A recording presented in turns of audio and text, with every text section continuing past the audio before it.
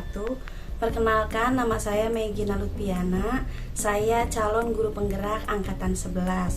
Saya bertugas di SMKN 6 Garut. Baik, pada hari ini saya akan melaksanakan wawancara kepada kepala sekolah saya, yaitu Bapak Nur Al-Furqon, MSI. Kebetulan beliau adalah kepala sekolah di sekolah saya. Baik, assalamualaikum Bapak, apa kabar? Maaf mengganggu, saya ingin mewawancarai Bapak terkait tugas saya, yaitu tentang demonstrasi kontekstual pada modul 3.1. Baik Bapak, kita mulai saja ya pertanyaan nomor 1.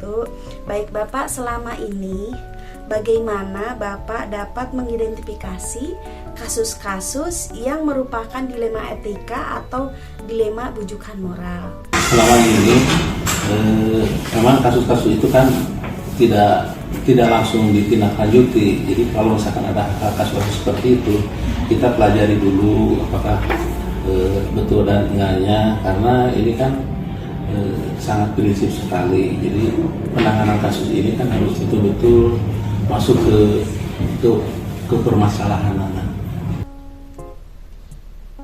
Baik Bapak, selanjutnya pertanyaan berikutnya.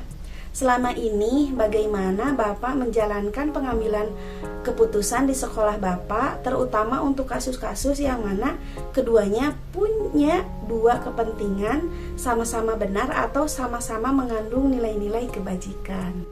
Biasanya kalau ada kasus-kasus seperti itu, kita nggak putuskan sendiri. Biasanya kita ambil minta bantuan dari wakase atau guru senior untuk hal-hal seperti itu, karena ini kan keputusan yang akan diambil itu kan akan mempengaruhi hajat hidup pragmanya.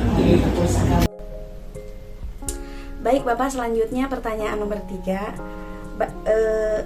Jadi dalam pengambilan keputusan yang Bapak sampaikan itu Bapak berembuk ya dengan para komite atau manajemen sekolah. Baik Bapak, selanjutnya kita ke pertanyaan nomor 3. Langkah-langkah apa atau prosedur seperti apa yang biasa Bapak lakukan selama ini?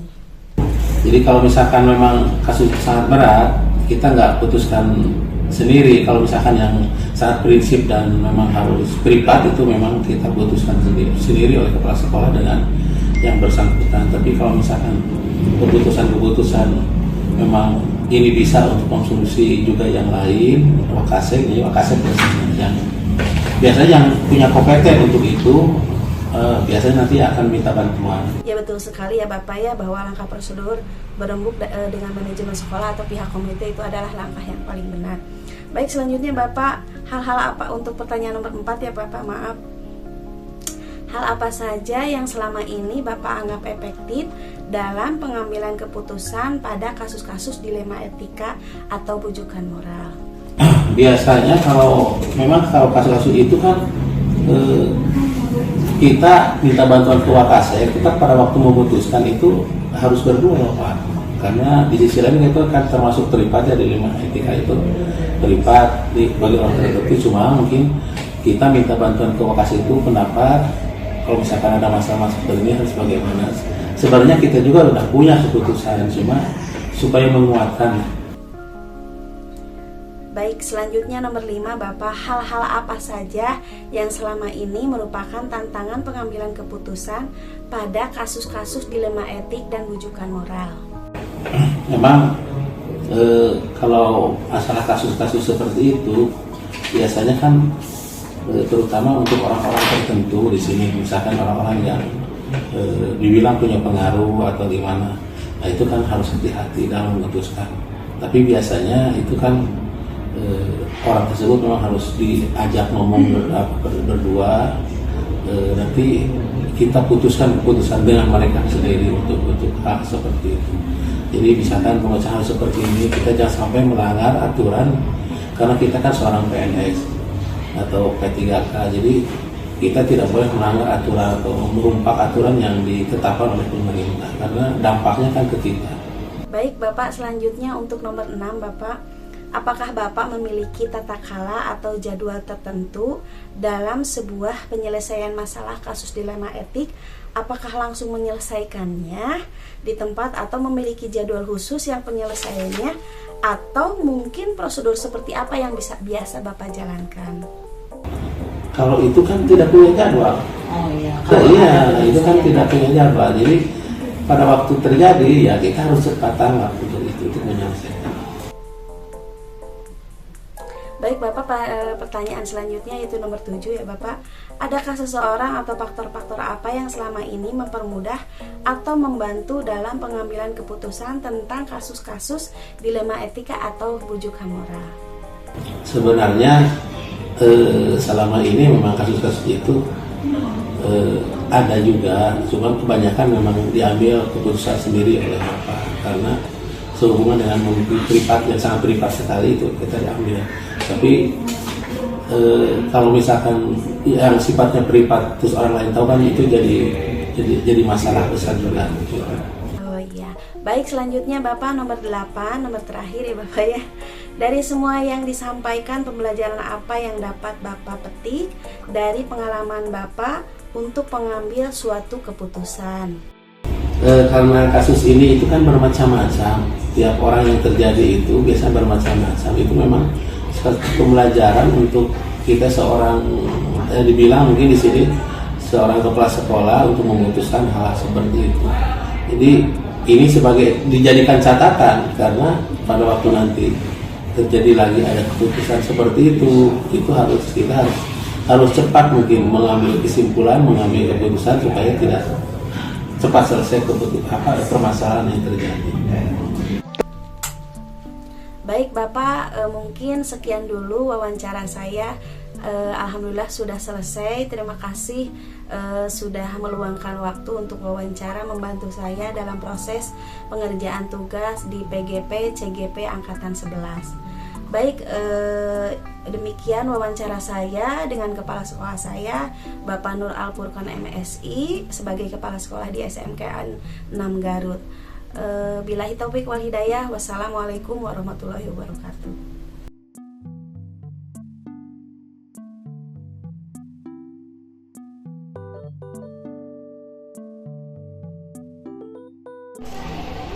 Assalamualaikum warahmatullahi wabarakatuh. Perkenalkan, nama saya Megina Lupiana SPDI. Saya calon guru penggerak angkatan 11. Saya bertugas di SMK 6 Garut. Hari ini saya mendatangi Pak Ade Sehabudin SPDI. Beliau adalah kepala sekolah Raudatul Alfal di Kampung Cijolang.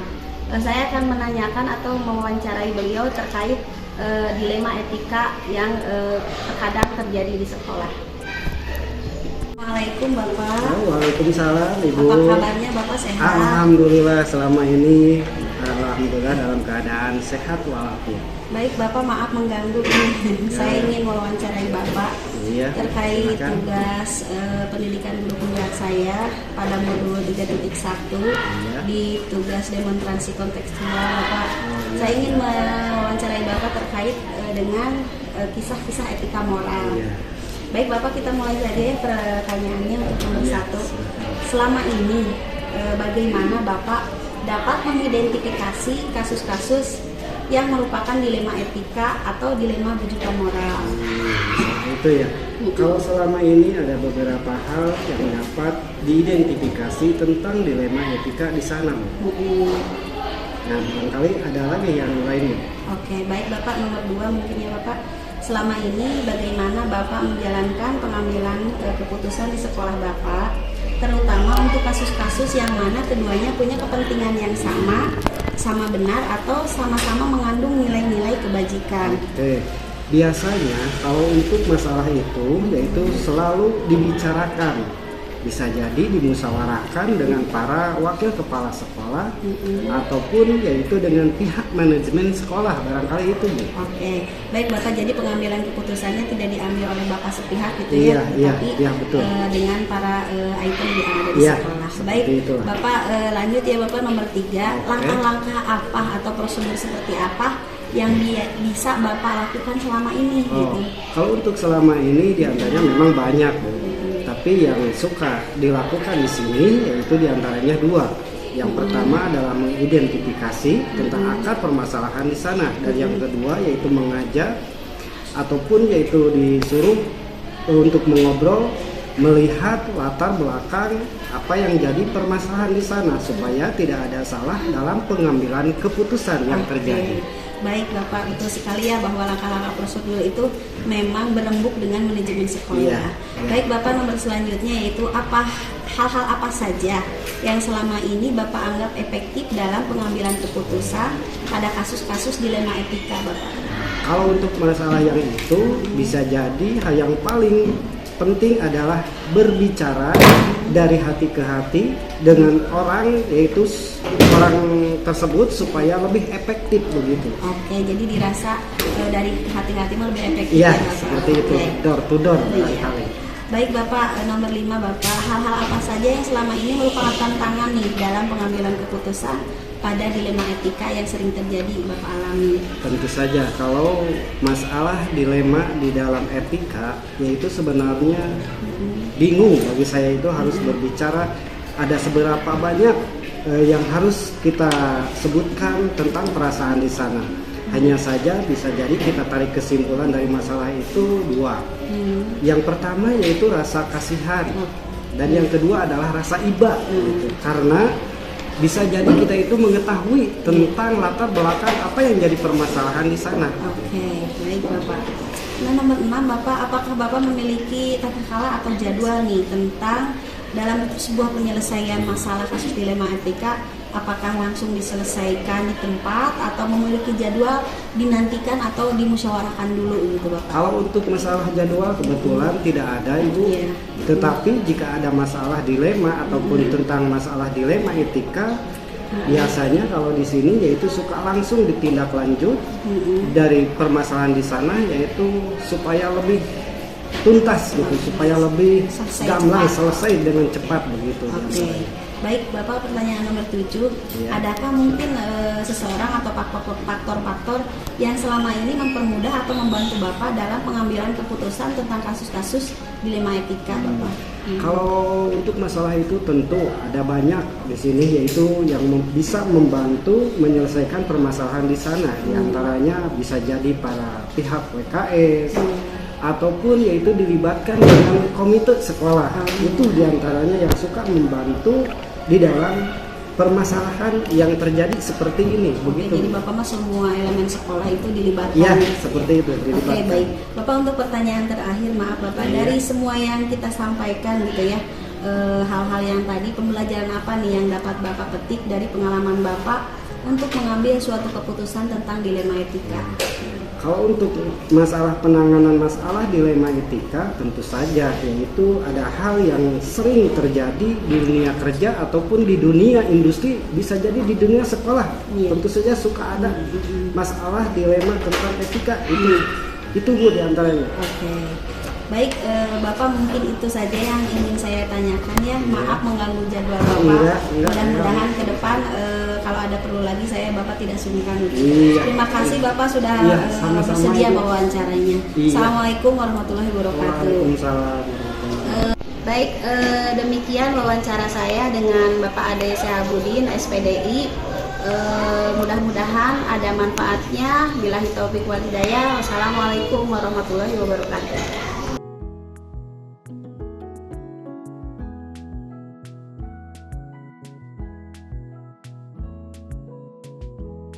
Baik, assalamualaikum warahmatullahi wabarakatuh. Perkenalkan, nama saya Megina Lutfiana. Saya calon guru penggerak angkatan 11 di SMKN 6 Garut. Hari ini alhamdulillah saya mengunjungi sekolah SMK Yaspri Wado Sumedang, yaitu kepala sekolahnya Bapak Winta Sastra Negara SPD. Demikian sebagai perkenalan. Baik, assalamualaikum Bapak. Waalaikumsalam. Apa kabar Bu? Alhamdulillah baik. Bapak, maaf mengganggu nih. Saya mau mewawancarai Bapak gitu ya, terkait tugas pada modul saya di CGP 3.1 untuk tugas demonstrasi kontekstual. Baik Bapak, pertanyaan saya itu berkaitan dengan dilema etika. Kita mulai saja ya Bapak ya untuk pertanyaan yang pertama. Selama ini nih Pak, bagaimana Bapak dapat mengidentifikasi kasus-kasus yang merupakan dilema etika atau dilema rujukan moral yang Bapak alami mungkin itu? Ini sebenarnya kan masalah yang sering terjadi di sekolah, Bu ya. Iya, betul Bapak. Kita identifikasi dengan adanya dua masalah ini, dilema etika dan bujuk moral ya, Iya, seperti betul. itu. Kami selama ini sudah mengidentifikasi permasalahan-permasalahan yang ada di sekolah ini Iya. sebisa mungkin, semaksimal mungkin untuk diambil kebijakannya seperti itu. Walaupun mungkin banyak pertentangan satu dengan yang lain, Iya. seperti itulah. Oke, baik Bapak, untuk pertanyaan nomor 2 ini, selama ini bagaimana sih Bapak menjalankan pengambilan keputusan di sekolah Bapak, terutama untuk kasus-kasus yang keduanya punya kepentingan yang sama-sama benar dan sama-sama mengandung nilai-nilai kebajikan nih?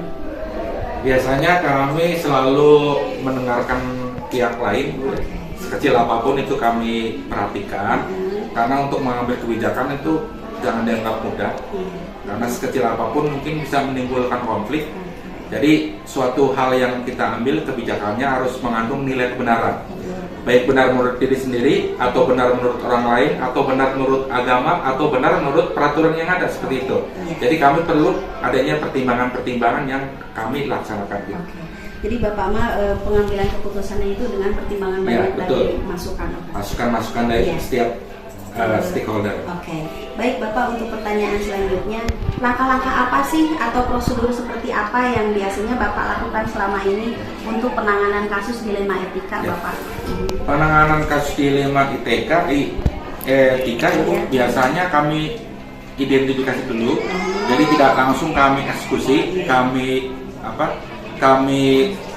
kumpulkan dulu masalahnya untuk mengambil suatu kebijakan bagaimana seharusnya kami mengambil suatu keputusan, kira-kira begitu. Oke, baik Bapak, luar biasa ya, bahwa langkah-langkah prosedur itu memang Bapak dari hasil Ya. Suara Iya, betul. dengan pihak lain. Iya, baik Bapak, untuk berikutnya itu hal-hal apa saja sih yang selama ini Bapak anggap efektif gitu ya dalam pengambilan keputusan tentang kasus-kasus dilema etika dan dilema moral? Mungkin yang paling efektif pembicaraan dari hati ke hati gitu, sehingga mereka orang yang merasa katakanlah dirugikan tidak akan merasa terzolimi. Yang merasa diuntungkan juga tidak akan merasa menang gitu, seperti itu. Jadi bicara dari hati ke hati itu lebih diutamakan daripada mengambil keputusan yang sifatnya kurang menguntungkan baik apapun. Oke, baik Bapak, untuk nomor berikutnya itu hal apa saja sih yang selama ini merupakan tantangan mungkin ya Pak ya dalam Bapak mengambil keputusan pada kasus dilema etika dan rujukan moral? Tantangannya biasanya kita terbentur dengan kepentingan, Bu ya. Kepentingan baik yang punya nama atau tokoh masyarakat itu kami akan mengalami kesulitan. Seperti misalnya bertentangan dengan komite sekolah atau dengan tokoh masyarakat, seperti itulah hambatannya. Jadi kadang memang ada berselisih paham Iya. mungkin ya Pak ya. Betul. Oke. Baik Bapak, selanjutnya apakah Bapak nih mempunyai tata cara atau jadwal tersendiri dalam sebuah penyelesaian kasus dilema etika, apakah langsung diselesaikan di tempat atau memang punya jadwal secara terstruktur gitu dalam penyelesaian dilema etika tersebut? Kalau jadwal secara terstruktur mungkin belum ada, Bu ya. Baik. Kami lebih menekankan kepada penyelesaian secara insidental. Ketika ada masalah, segera mungkin diselesaikan dengan sebaik-baiknya. Oke, jadi sesegera mungkin Ya. ya Pak ya, biar tidak berlarut-larut. Ya, betul. Baik Bapak, untuk pertanyaan selanjutnya, adakah mungkin seseorang atau faktor-faktor yang selama ini memang mempermudah atau membantu Bapak dalam pengambilan keputusan tentang kasus-kasus dilema etika dan rujukan moral? Ya, sebenarnya semua pihak sangat membantu ya. Baik siswa maupun orang tua ataupun komite itu sangat membantu kami dalam mengambil keputusan. Jadi semuanya bisa Semua pihak. Oke.